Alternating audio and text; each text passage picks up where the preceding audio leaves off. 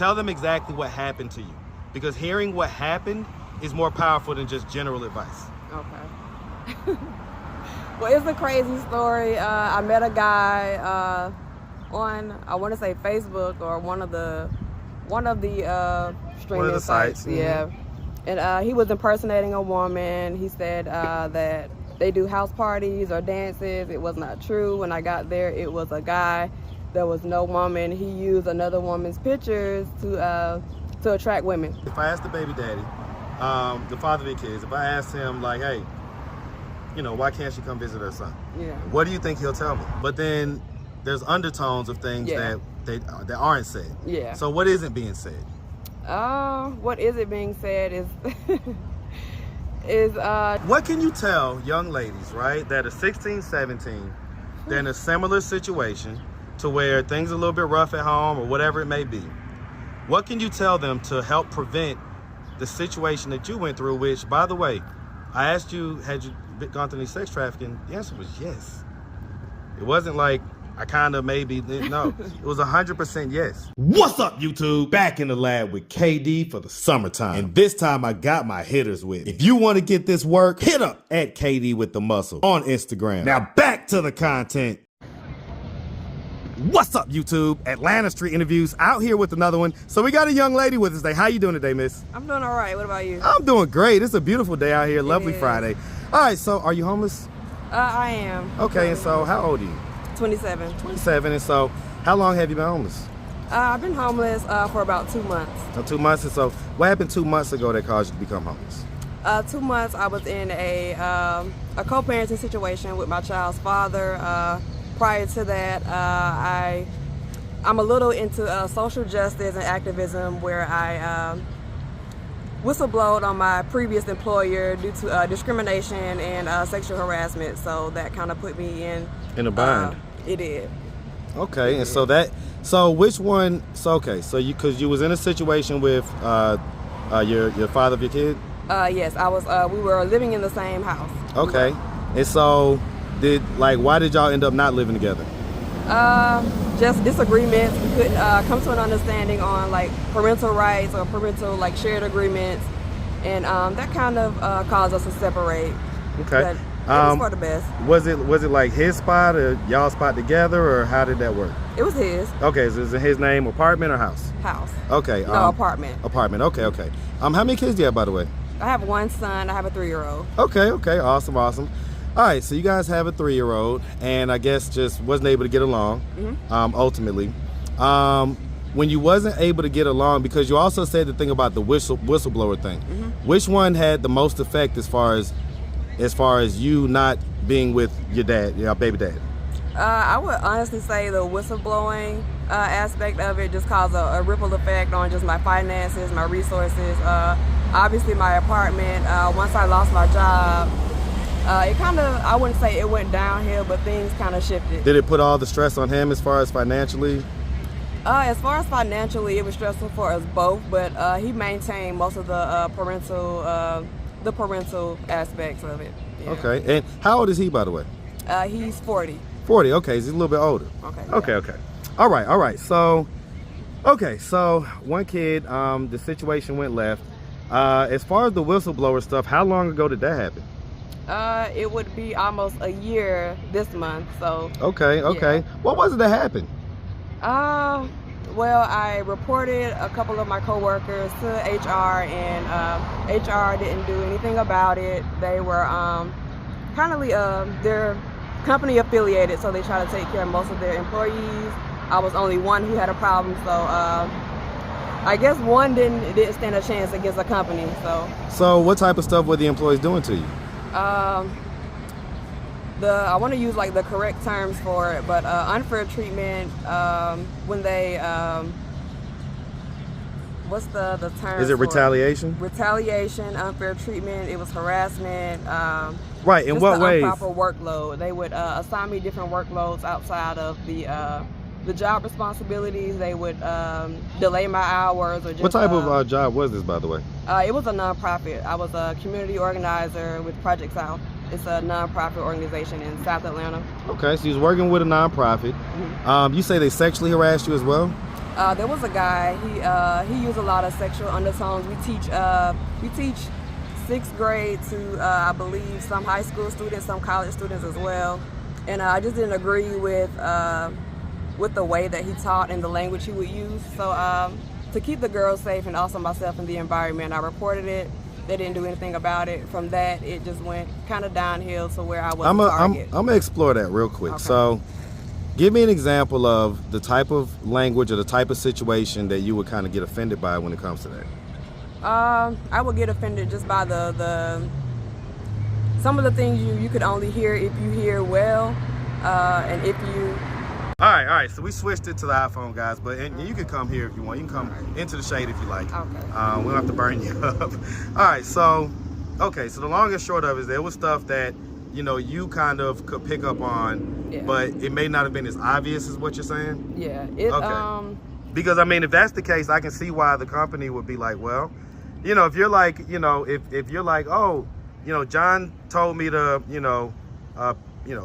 pick up the paper.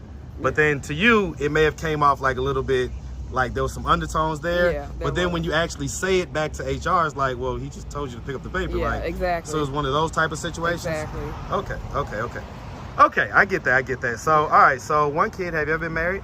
I haven't. No? All right. So, and does the father of your kid, so I'm imagining that he still has the child? He does. Okay. Do you get to pop in, visit, all that type of stuff? I don't. Or are you guys on bad terms right now? Yeah, I don't get to visit. We're in the process of establishing just visitations for myself, and just establishing parental agreements and shared agreements so we can move forward. So, I mean, how does that make you feel, like not visiting, your son right now? Honestly, a little defeated, but I always keep the faith. I instilled in him the qualities to know that whatever I'm doing for him. And I'll always be here, and it's like I never left, so I'm always with him. Okay. Yeah. So, because I mean, if I asked the baby daddy, the father of the kids, if I asked him like, hey, why can't she come visit her son? Yeah. What do you think he'll tell me? Honestly, I don't know what he would tell you. He would tell you that I could.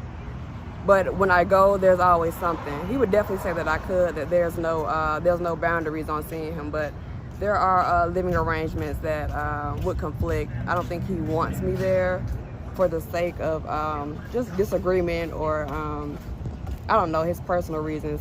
Well, no, Yeah. like you gotta tell me, like, because I mean, if he would say, oh, she can come, Yeah. but you're saying you can't, or Yeah. like whatever, where's the conflict at? Yeah, the conflict is that he doesn't mean what he says. When he says I could come, I mean, we haven't established Did you guys like get into like any type of fight or anything like that? Or? There was some domestic violence previously, but for the most part, for the public, he would say that I could come, that there's been no just restraints on me seeing him or visiting him, but that's not true.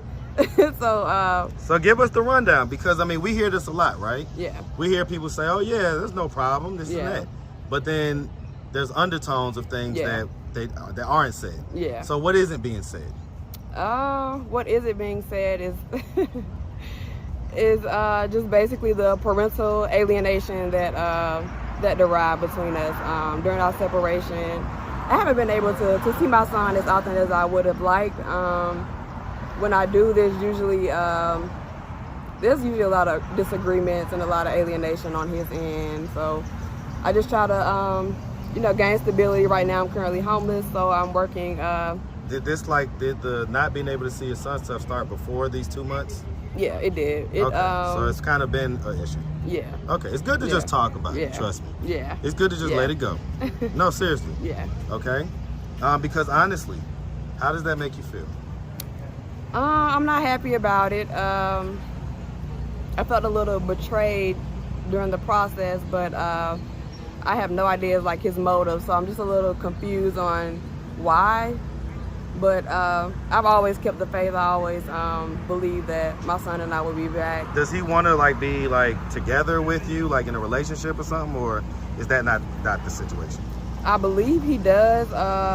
We haven't been together. I want to say, yeah, we haven't been in a relationship in a long time. That's even before my son.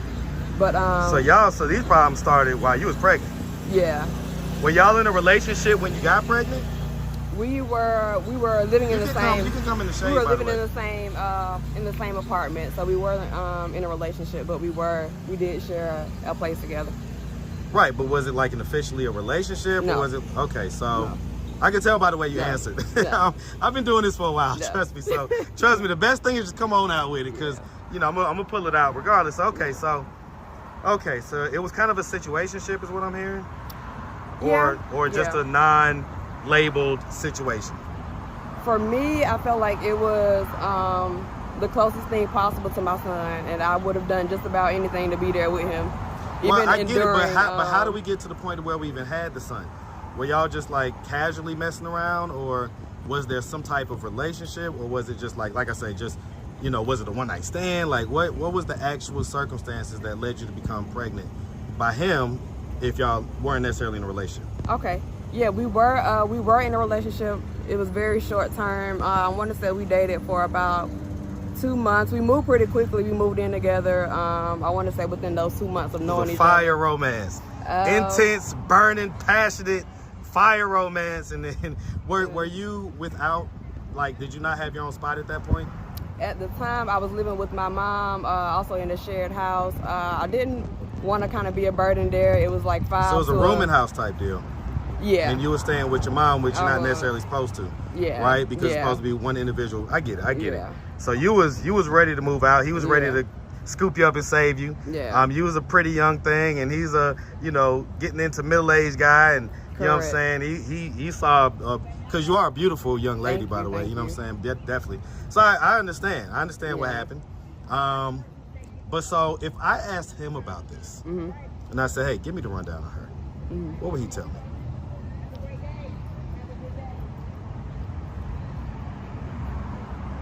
I think he would tell you that I'm a good person. I think he would. Like, just under these past, I want to say 30 days or 2 months, or just recently of being homeless, he's seen a lot of transformations that before. What would he have told me before these 2 months? Before these 2 months, he probably would tell you the same thing. But I think he's witnessed just the transformation just within me, and just the determination to, you know, get my son. And so what's the transformation? What was the non-transformed version like? Oh, the non-transformed version. I didn't guard my tongue. I was quick to anger.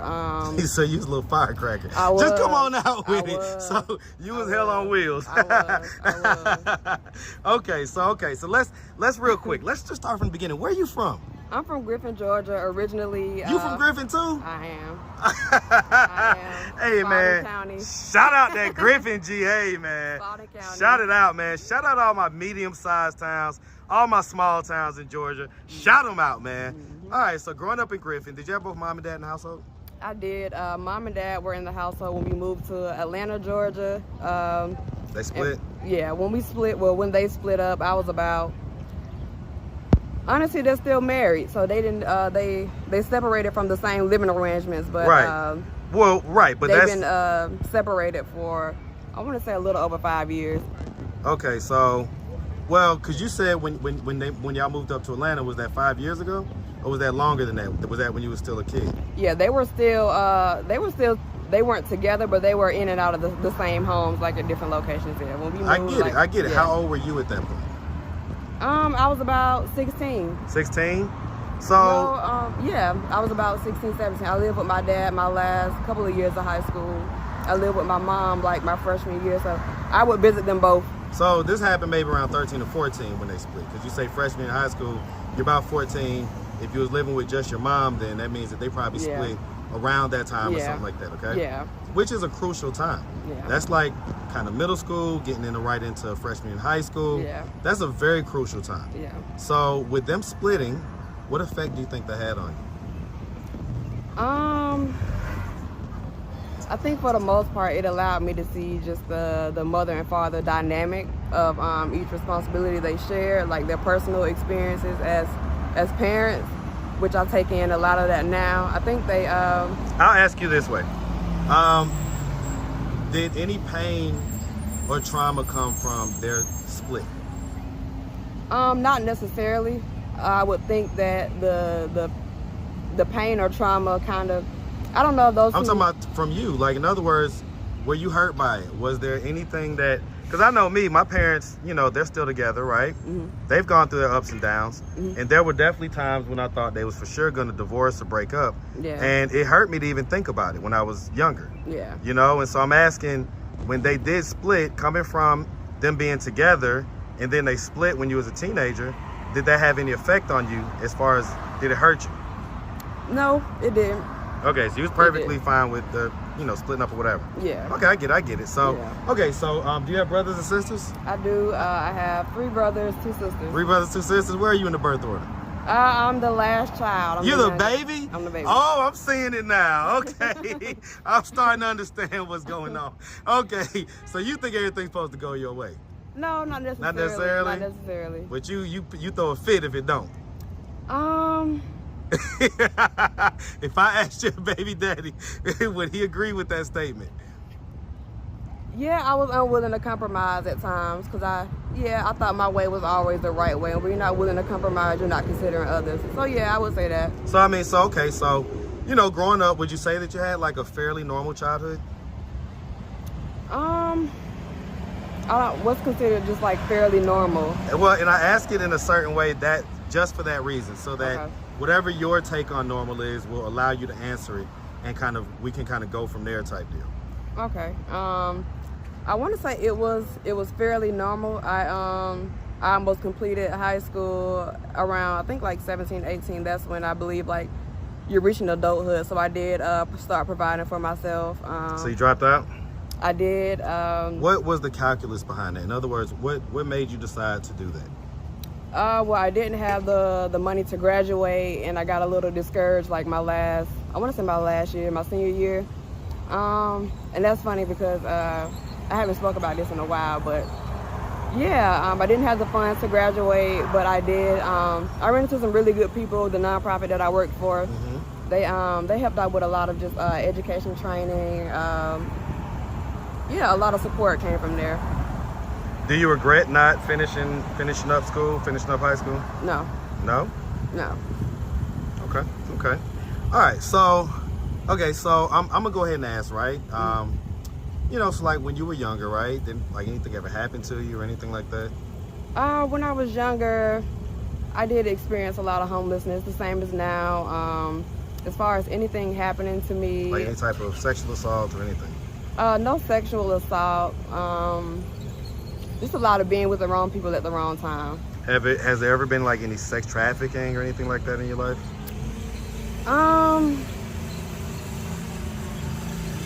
I wouldn't consider it sex trafficking, more like a sex exchange. Well, I mean, tell me, because you thought about that for a long time. Yeah. So tell me, what was that situation? Well, from that situation, I did from 18 up until maybe like 21. That was prior to meeting my son's father. I was a dancer. I danced for about a couple of years, and then I realized it wasn't for me, along with a lot of other things. So, real quick, so what was it that made you realize it wasn't for you? Well, I would say I was the youngest person there. The oldest dancer there was about in her 40s or 50s, and I just didn't want to be there as long. He's like, I don't want that to be me. Okay, so I didn't want to be there as long, and yeah. Okay, and so okay. Or I wouldn't have made it there as long. I mean, were you making decent money doing it? I was. Okay, so for instance, when you decided to stop, what was your plan to continue to be able to make money? When I decided to stop, I went heavy job searching. I got my first job as a janitor. I was a janitor at, Polk Elementary on Marietta Street. It was in Marietta. Right. But I was a janitor up there for about 3 years. I'm always a long time employee. And so you say you met the father of your kid at the strip club? No, I met while him. You was doing I that? met him leaving just the entire scene. I met him. Did he like rescue you from it type deal? Temporarily. What do you mean temporarily? Temporarily. Did you go back? No, I didn't go back. He just started to portray just the same signs of what I left. So Yeah, temporarily he did. He did save me just from that situation in itself, but he kind of had some of the same qualities of the people I met. So you're saying the people you met, tell me, what is this story that you're not telling me?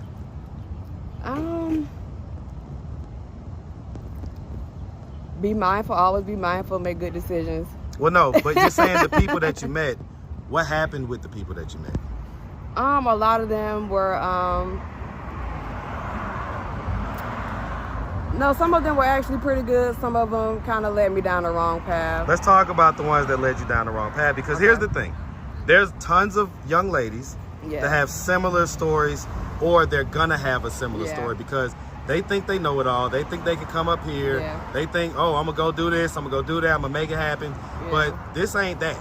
This is tough. This is rough. This the big leagues. It's a big old, this the big deep ocean. And a lot of times there's just little minnows trying to swim around, and they end up in situations that lead them ultimately to situations like this. So help someone out. Help a young lady out that is you who you used to be.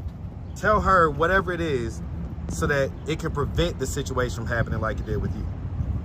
I would tell them that... So no, without telling them this overarching advice type deal, tell them exactly what happened to you. Because hearing what happened is more powerful than just general advice. Okay. Well, it's a crazy story. I met a guy on, I want to say Facebook or one of the streaming sites. Yeah. And he was impersonating a woman. He said that they do house parties or dances. It was not true. When I got there, it was a guy. There was no woman. He used another woman's pictures to attract women. So I got there and he was like, she's coming, but we're just gonna dance for these guys in this hotel room. And I'm like, okay, I can do that. But it wasn't dancing and it wasn't a girl. Needless to say, it was a guy. And just from that point on, I went through a lot just leaving that situation. No, tell us what you went through. So did you dance that night? Or did you end up like having sex, basically? Yeah, basically the second option. And so with how many guys? It just depended like on the day. How long were you in this situation for? I was in that situation for about 2 years.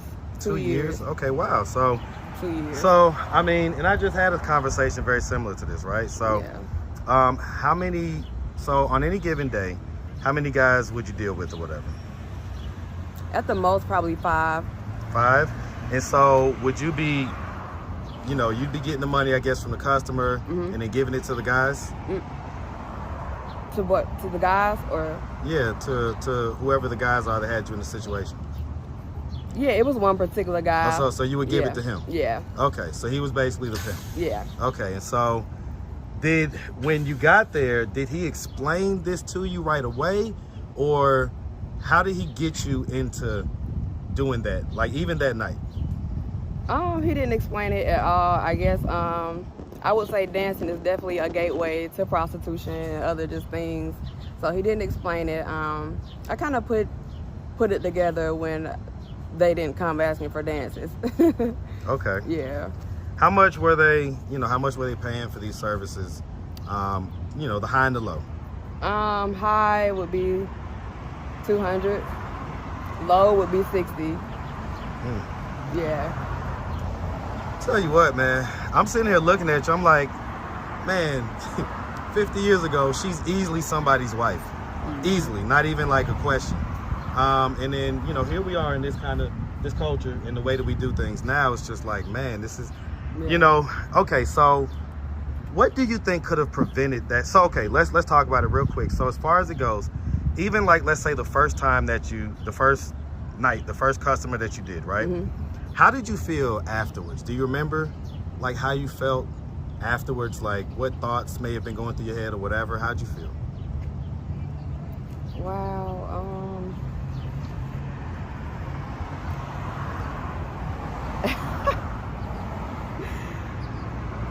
At the time, I was young. I don't don't know. The money was easy. I didn't feel bad about it. I didn't. I guess the money aspect was the kind of made reward. you feel right, Yeah, like okay. Yeah. And so was the guy, was he like really taking care of you, or was he you just kind of like still kind of living like lowbrow? Yeah, I would say he did just put me on to that opportunity, but as far as just the proceeds and everything else, I pretty much made myself. He wasn't really like taking care of me. He would take care of the rooms, like food or stuff like that, but I would leave the room, maybe I want to say I would stay there for a week, go back home that weekend. It was like a second home. Okay. Was it like drugs involved and everything too, or? Weed. So no hard drugs? Yeah. Okay. Yeah. So what can you tell young ladies, right, that are 16, 17, they're in a similar situation to where things are a little bit rough at home or whatever it may be? What can you tell them to help prevent the situation that you went through, which, by the way, I asked you, had you gone through any sex trafficking? The answer was yes. It wasn't like I kind of maybe, no. It was 100% yes. And so, you know, what can you tell young ladies that may be watching this? What can you tell them to prevent this? I don't know where to start. I would definitely start with saying trust God. Trust in God. My favorite scripture, Philippians 4:13, I can do all things through Christ who strengthens me. I didn't learn that scripture until later in life, but that scripture now definitely gave me a lot of just motivation to where if I lacked anything with the funds, resources, then you put your faith in God. You put it all in God. But here's the thing, right? Yeah. And I'm with that, okay? But a 16, 17-year-old, they ain't hearing that. Yeah. They ain't hearing that. So, like, imagine how you were at 16, 17, and try to convince your younger self to do whatever it is that will prevent this outcome.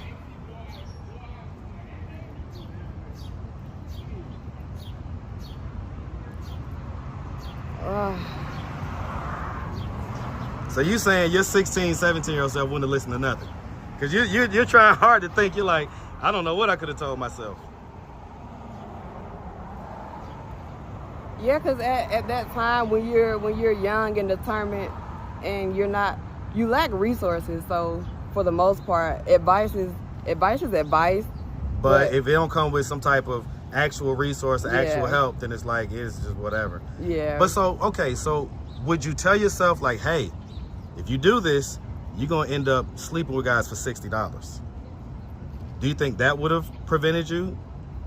Do you think that would have made you kind of take another thought about it? No. I get it. No, listen, I get it, and I appreciate the honesty, right? Because that's how a lot of young ladies are. Yeah, that's what I'm hard-headed, yeah. And a hard head always gonna make a soft ass. Them. They're like, what, $60? Okay, I'm doing it. But oh shit! I want to give there are people. The best thing I can say that there are people like me who have just got out of that situation. It's a really bad situation just for women in general, especially young women. There was a girl who was hogtied in the room next door to me. That was like 2 weeks before me exiting. So definitely, your life why is wouldn't worth you living. why wouldn't you tell them that? I am. Say, hey, listen, you know, you may get hogtied. Yeah. Dealing with this lifestyle. You may be hogtied. You may have this happen. Why don't you, like, why wouldn't you tell them like the worst things? Yeah. So that maybe they would think twice about it. Yeah. The worst things is losing yourself. If you have kids as a young mother, think about your child. You would definitely lose your child. Your child needs you more than anything. You need yourself. There's a lot of support out here, a lot of community resources that can really help you, because a lot has helped me. My boy. All right, we're gonna talk, man. Yeah. We're gonna talk. All right, well, listen, miss, I'll tell you what, you never know what you're gonna get when you talk to folks, right? But I'm happy that you was able to talk about this, because like I said, it's gonna definitely help somebody. So on that note, yeah, it definitely will, man, definitely will. So on that note, if anybody out there did want to reach out, help, or donate, do you have a way that they can do that? Do you have social media, Cash App, anything like that? I have social media. My Facebook is Shekinah King. My photo is up there if you see the video. How you spell Shekinah? SHEKINAH, last name King. Okay. I do have Cash App. My Cash App tag is $, capital S, capital KING, capital N. That's S King N. The S, K, and N are capital. Okay. Got you. Well, listen, miss, we really appreciate you, like I say. I appreciate and you we guys definitely as well. wish you nothing but the best out here, Thank okay? you. Make sure you have a good one, sweetie. Thank you. You too. All right.